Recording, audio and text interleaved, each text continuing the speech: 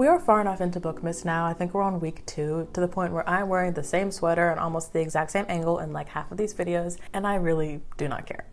Today we're going to be doing extremely specific book recommendations based off of your prompts and questions. I wanted to do a video like this for a while where you guys give me very niche, very particular prompts or vibes that you're looking for in a book, and based on my reading experience, I give you one. I think I got to most, if not all of them, but if I, for some reason, did not mention your prompt on this list, it's probably because I just didn't see it in time, like before filming, or it's because I just simply have not read a book that fits your specific genre. But I think we have like 16 books on here to talk about today, and I actually tried to specifically pick ones that I don't often talk about on YouTube, so I'm not like recommending the exact same 4 books all the time. There are going to be some on here that you've definitely heard recently, but most of these I feel like I don't speak about very often, and I want to specifically mention here because they're kind of more niche and would fit to what you're looking for. Welcome as always to the video. Make sure you subscribe so you won't miss the rest of Bookmas 2025, and let's get into it. The first prompt on this list is a book that describes your feelings towards a childhood pet. When I saw this, I immediately knew what I wanted to pick because when I think about I didn't really have a childhood pet. Technically, my family had a dog till I was like 6 or 7, but then once she passed away, I never got another dog, or we never had another pet. But I imagine that your feelings towards a childhood pet is obviously nostalgic,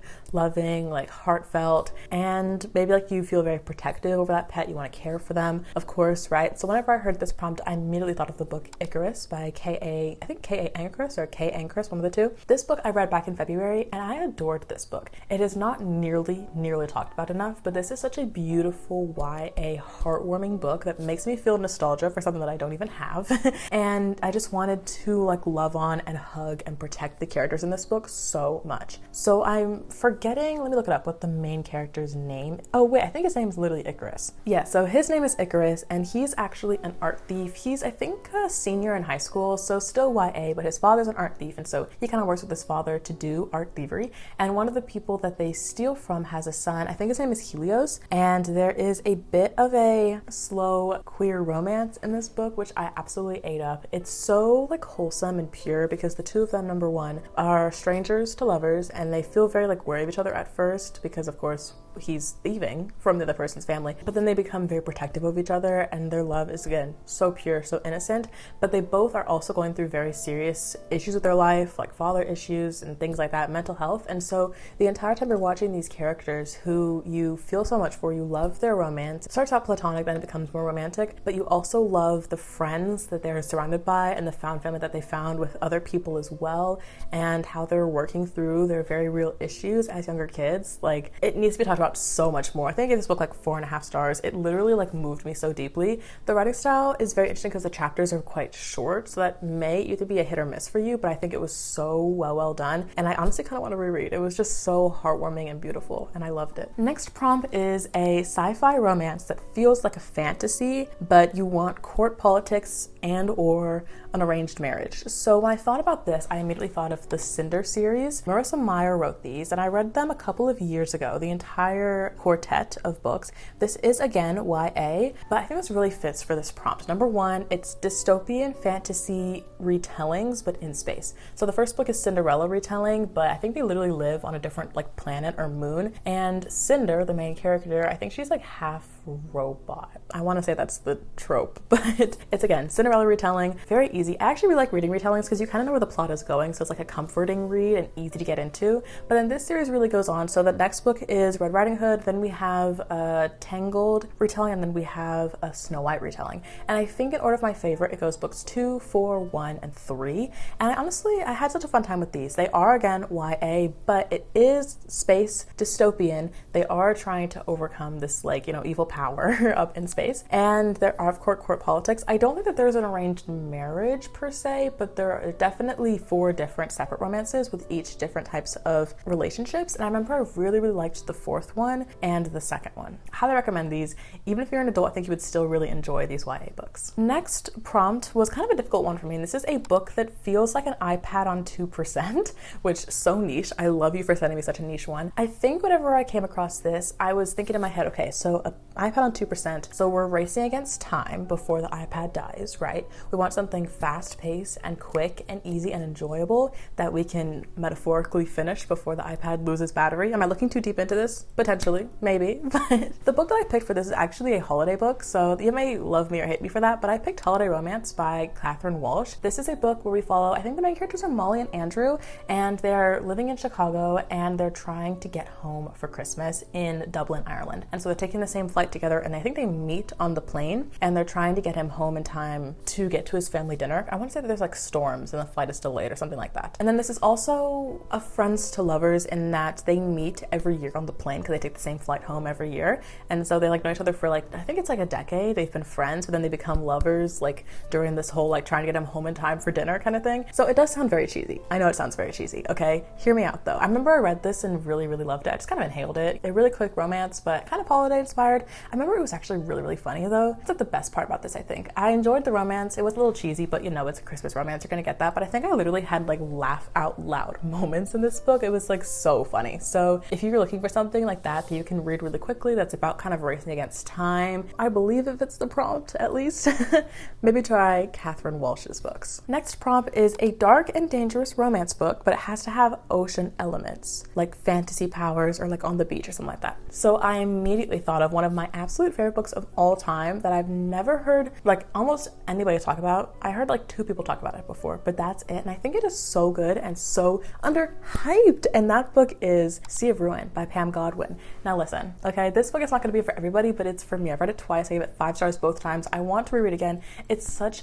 a good romance. So we have our main character Bennett in the 1800s, and she is a female pirate captain, which in the 1800s, as you can imagine, is very much unorthodox, but her team and her crew loves her. They adore her, they support her, they respect her, and she leads this like pirate ship, right? Well, she has an ex-husband named Priest, and he is also a pirate, and they used to be married, but they broke up for reasons that you find out. And then there's also, while she is at sea, she meets this guy named Ashley, who is actually a Navy captain. And so he is technically supposed to be rounding up and arresting pirates, and so both her and Priest fall into that category. Now this is a very dark romance in that there are some pretty explicit like SA scenes, so really watch your triggers with this one. But if you can kind of get past that, this was honestly one of my top romances of all time. I will say it is a poly romance, so make sure you keep that in mind. It's kind of like a love triangle turned throuple kind of situation, but you really learn a lot more about the 2 guys in this book that really like adds so much more depth to it. So good. It's spicy. It's insanely fast plot. It's one of those that you can really read in like 2 days and like be obsessed over kind of thing. And I don't talk about it enough. I really don't. This one, ooh,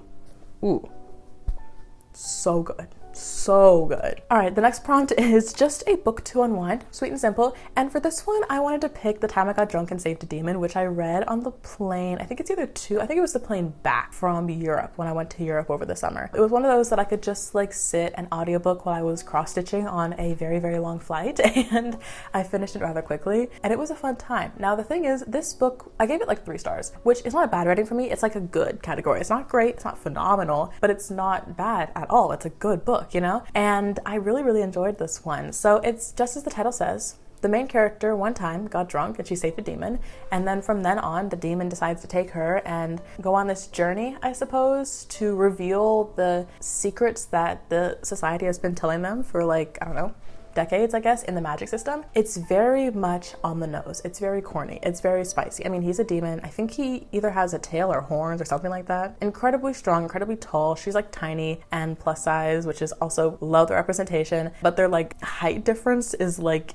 incredibly unrealistic, but the entire book is unrealistic, you know? And it's just goofy and silly and fun. I think she's literally named like Cinnamon. It's like one of those kind of books, you know? But at the same time, I ate it up and I gave it 3 stars. So like, if you just want to like have a fun time, read a goofy, over-the-top romantasy that's really short, really fast-paced. Again, we get like different bi types representation. I think there's also LGBTQ rep, and there's also, I think the main girl character is a Black person, so POC. So check out all those boxes, which we love. And it's also a series. I'm not going to continue the series because I just didn't feel like it, but if you love it, you might want to read the rest of the series. There's like a werewolf one and like a snake shifter. Am I I think that's the next book. Have fun with that, babe. I think it's gonna be so fun. Prompt 6 is a book that feels like texting your crush for the first time with crazy anticipation and nerves and excitement. And immediately, we're picking Heartstopper by Alice Oseman. I do have the books on my shelves. I actually have a couple of these books on my shelves, but I'm just too lazy to pick them up right now. I am batch filming. I don't want to grab any more books right now, okay? But I do have the entire graphic novel series of Heartstopper, and I love the show, and I'm waiting for book 6 to come out. Like, I have been a Heartstopper fan since the moment I read the webtoons, like, on my phone before they came out on paperback. Like, this series has my entire heart. If you don't know, if you haven't watched the show or read the books or anything like that, this is a graphic novel series about Charlie and Nick. So Charlie is, I think he's a sophomore or junior in high school whenever the series starts, and he is openly gay in his school. They live in, I think, London, and he has this crush on this guy named Nick, but Nick is a rugby player and he's allegedly straight, and everyone's like, bro, you cannot have a crush on Nick, like, he's not gonna like you back. And so it's a story of them and Nick, who eventually does like him back, and their romance, and also the friendships around them, because they just have like the best friend group. I love all their friends. They also have a lot of mental health rep in this book series, specifically going into like book 4 and 5. We discuss like depression and anxiety and eating disorders and things like that. And I think that this is such a good series because it is, again, YA, and it is directed towards like high schoolers,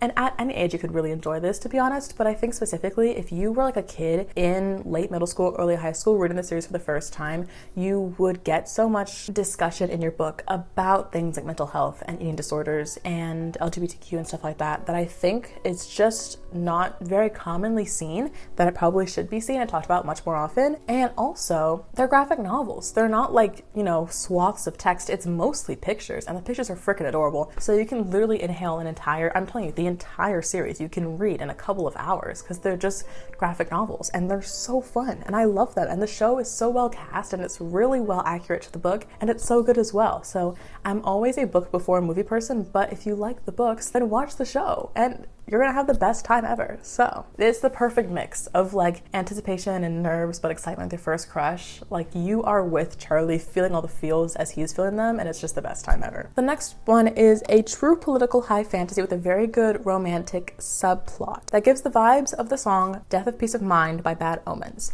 I am not gonna lie, I had to go look up that song and listen to it to make sure that I was kind of fitting the prompt, and I think that song is very like dramatic and dark and like electric rock kind of thing. Not usually my vibe, but I did listen to it. And so you want a political high fantasy with a romantic subplot. This may be kind of a controversial pick, so I'm trying my best here, but I am going to pick Alchemized by Senlin Yu for you. I think that Alchemized is portrayed as a dark romance, but it is not a dark romance, because there is so much about the politics and the fantasy and the war and the world building in this book. The romance is such a very strong plot. I don't know if it's quite a subplot, because so much of the book is about the two main characters, Helena and Cain Farron, and their relationship. But for the majority of this book, the relationship is not romantic. It's enemies, and then it's like allies, and then it's like toxic, and then we finally get into romantic towards the end of the book. This is a very hard book for me to recommend in good conscience, because it has so many triggers, and it is so graphic and violent in detail, with SA and murder and war violence, genocide, and I honestly want to even say like breeding, which sounds so foul. But basically it's like, in this world, the government is trying to restore the population by like encouraging people to like repopulate, essentially. There's just so much in this story. I really hesitate to like throw this book at someone, because you have to like know the context of it. But if you can read the triggers and you're going to be okay with it, and you're okay with an 1,000-page book that's going to rip your heart out, this book really fits that prompt, because again, it is so highly political. The magic system is so complex. The war is so detailed. The strategy behind it is so strong, that I think this kind of fits your prompt. And also the darkness and the vibes really match in my head what the song feels like to you. If I had to pick another book to recommend to this prompt, I would say The Poppy War, because The Poppy War is one of my favorite fantasy books that's really epic high fantasy. There's just no romance in that, so I can't really say that matches very well, but I'm gonna say alchemized for this one. I am gonna mention Poppy War. I shall do it right now, to be honest. Why even wait? So the book that I was gonna put Poppy War to is the prompt, a book with a female main character who is genuinely selfish, makes terrible decisions, and isn't redeemed by the end, yet I still root for her, which is so specific, but I love that idea. And I was gonna put Poppy War with that one. It is, again, high fantasy, war, epic, battle, strategy, magic, all that stuff. But in this book, we follow our main character, Rin, who starts out as an orphan and really pulls herself up from her bootstraps and studies to get into the academy and works hard to be the best student in the academy and gets into these positions in the war, in the army, and achieves all of her goals and things like that. And she is determined to be who she wants to be and do and make the change that she wants to make. And so from the beginning, you are rooting for her so strong, but at the same time, she makes selfish decisions and she makes dumb decisions and she makes immoral decisions towards the end that actually like have me screaming, knowing that I haven't actually read book 2 yet. But at the same time, I am rooting for her. I think that she is making decisions to the best of her ability with the situation that she is given, and they are the wrong choice, but I think that I get why she is making them and the emotion that was put behind her decisions, if that makes sense. And so she is redeemable, but finishing book 1, I am like, wow. You know, like I really am mad at her, and yet I still love her and root for her and know that she's going to, I guess, heal from this, but also other people are going to heal from it and she's going to like improve past this, if that makes sense. So that's very vague, I know, but if you want that kind of vibe of a character that you love, but you don't support her decisions, but you still love, Poppy War is the one for you. Next prompt is a YA undercover book with a slow burn romance. This one's kind of a hard one for me. I don't read many thriller undercover kind of things. I probably could have put like The Naturals on here. I think there's a romance in that, but I haven't quite read that series, and I don't think I'm going to be honest. So what I am going to choose instead is 6 of Crows by Leigh Bardugo. This isn't necessarily undercover, but it is a YA heist book where the main 6 characters are completing a heist together. So it is kind of the same vibe of like organized crime, I guess. And there is a slow burn romance in this. I think that the main love in this book is platonic between all of the main characters and the found family that they have within each other. But besides that, there is definitely some subplots of romance between, I think there's like 3 separate different couples in the group of 6. My favorite of all time is definitely Kaz and Inej. Their romance is, oh my god, it's like impeccably well written yearning. Like you'll finish book 1 and they like touched pinkies, you know, like and honestly by the end of book 2 we're not going to see much more than that either, but you can feel the absolute adoration that they have for each other throughout the entire series. And even though we're not like seeing like really like intense romance scenes or something like that, you can feel it, you know, you can, and I can't really explain it, but you just have to read it and find out. You can feel it, I swear to you. So take with that and roll with it. It's only 2 books, it's just a duology, and it's written so well. So highly recommend that one. A fantasy book with a mystery subplot. The MMC is not possessive and there's animal companion. All right, check in that box. I had to think about this one for sure, but I ended up picking Anastasia by Sophie Lark. This is a fantasy retelling of the story Anastasia, of course, like the real daughter of the Tsar in Russia. There's been many retellings of this story. I think this one was the most original that I have personally consumed. But we have our main character, Anastasia. The love interest in this book, I think it's a Cossack is the name. He's like one of the indigenous people that lives in northern, is it Russia, Siberia, in that area where Anastasia is. So they kind of have a forbidden like friends to lovers romance. I would say that he's very like protective over her, but I don't think I would use the word possessive. So I think that would kind of fit your prompt there. And she has an animal companion. I double checked online just to make sure that I remembered it correctly, but yes, she does have what's called a griffalcon. It's like a griffin and a falcon put together. It's fantasy, you know, whatever. But she does have a little animal companion. So that checks that box for you. Hopefully you love. It's a perfect book to read during the winter, in my opinion, because there is like snowy mountain scenes and they're like in the cold and up north. And so it kind of fits like this time of year, in my opinion. And if you do read it, I want to know your thoughts. So let me know if it fits your prompt and if you love it. Next, we have a book that is fast paced, but not in a rushed way. Like the time in the book is moving slowly, but a fast read. I'm not gonna lie, you tripped me up with this one. I was like reading this prompt over and over and over, and I was like, what do they mean by this? So what I gathered, and I could be incorrect, but what I came across with this prompt is you want a book that you can read quickly and that you feel like is going very swiftly, but the book itself is not taking a very long period of time. Like, I was also going to recommend The Poppy War, ironically, for this one too, but that book takes place over multiple years, and although the plot itself is fast-paced, I don't think that really fit your prompt. So I'm actually going to pick a mafia book instead.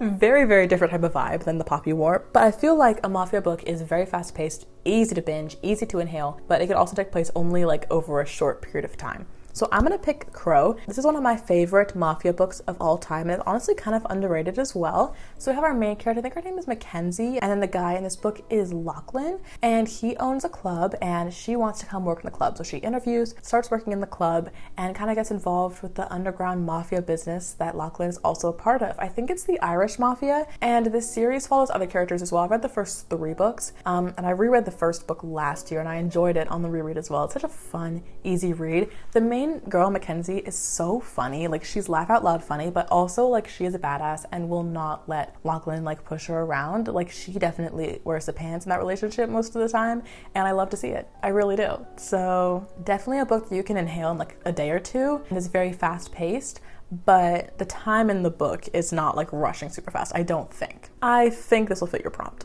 so. Okay, my camera's gonna die. I'm gonna pause right here and I'll get back to you in 2 seconds. Okay, I'm back. Sorry, I had to change my battery. A book that made you want to travel to where it is set in the real world, and bonus points if you've been there. So I'm not gonna lie, most of the books that I read are either based in the US or they're fantasy. And I know that I need to really broaden that horizon quite a bit more, and that's one of my goals for next year, is to read more diverse books. But for now, I decided to pick 2 books that take place in cities that I've actually been to, and that's honestly the best experience, going to a place where the book that you're reading at is set in, because you can literally visit the exact same spots and stand in the same place that your characters were, if that makes sense. So first book is Magnolia Parks, or basically any book in this entire series. I visited England and specifically London for the first time in June. Such a fun trip. I went to London and Paris. I actually need to go back immediately. Take me back right now. It's actually so fun because I was reading the second book in the series, Daisy Hates, when I was literally in Europe, and they were visiting places that I could see and be at. They were on the tube, obviously, or they were at Harrods. I went to Harrods. Magnolia says all the time in the books that she wants to get married in St. Paul's Cathedral. I was in St. Paul's Cathedral. Best experience ever, literally ever, is reading a book at the same time that you're there, or at least reading a book that takes place in a place that you've actually visited. The other book that fits this prompt I'm going to pick here is the Mile High series by Liz Tomforty, because it takes place in Chicago, and I also visited Chicago in July. Such a fun trip. I went with my little girlies, my best friends. We had a great little girls trip together, and I don't think that we did that many sightseeing. We went to local places like restaurants and bookstores and stuff like that. Went to the pier. Mile High series is about a sports or different sports teams in Chicago, so I didn't really visit their local hockey team the Blackhawks, but I did get to be in the same vibes and get to experience the city that those characters live in and love. And we also got to go to some more suburban areas by taking the train, and that was great because some of the characters in the series and later books went and got a house further out in the suburbs, a nice house, where it's separated from the city. So we got to see the differences between being downtown in our hotel versus going out into the suburb areas and experiencing that. It was a great trip. Loved it so much, and I love the series too. So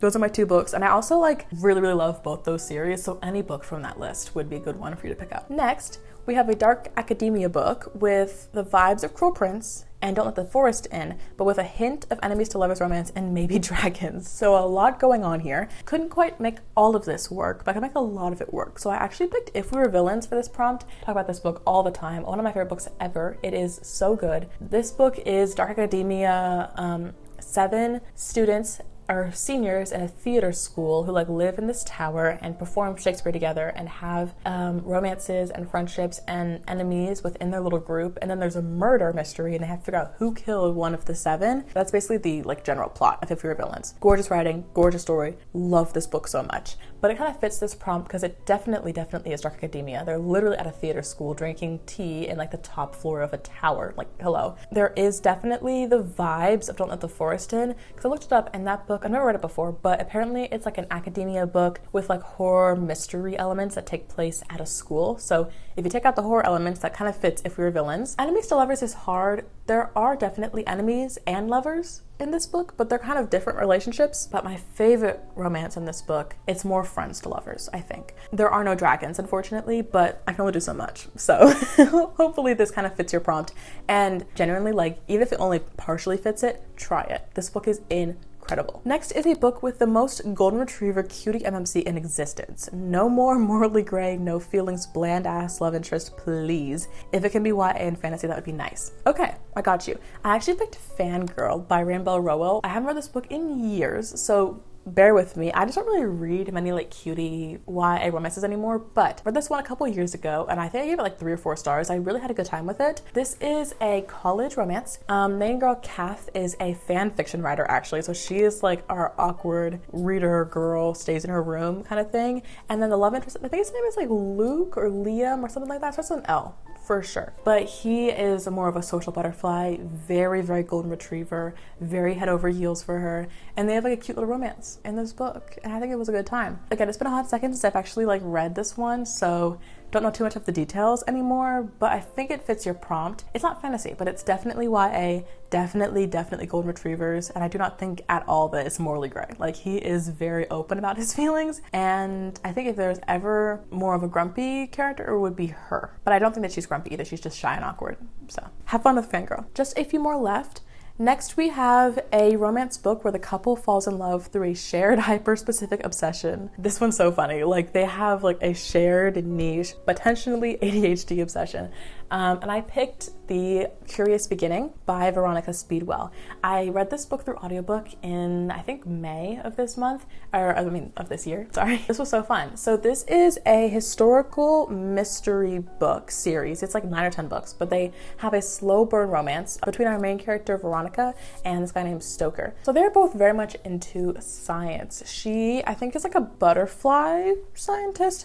Don't know the word for that, but she's very much into that. Stoker, I think he's into like biology or like dead bodies. I could be stretching with this one. For some reason, the majority of this plot has like left my brain, but essentially there's a murder mystery and the two of them have to solve it, and they use their smarts together and they use their cunning wit, I suppose. Also the vocabulary and the banter in this book, because it takes place in 1800s, I believe, 1800s language. Yeah, 1887 London. So they're very proper and they have like manners, but they're bantering with like this fancy like vocabulary, and they're intelligent, so they like have like long words that they use, and it's just so adorable and it's so enjoyable to read, and it's literally the best time. And again, they're both very much like quirky nerds, verging on ADHD kind of people, but the plot itself goes off the rails towards the end of this book. Some things happen I was not expecting at all, and it was like such a pleasant surprise to read. And it's also, like I said, 10 book series, I believe. So like if you like the book, you have a lot of material to get through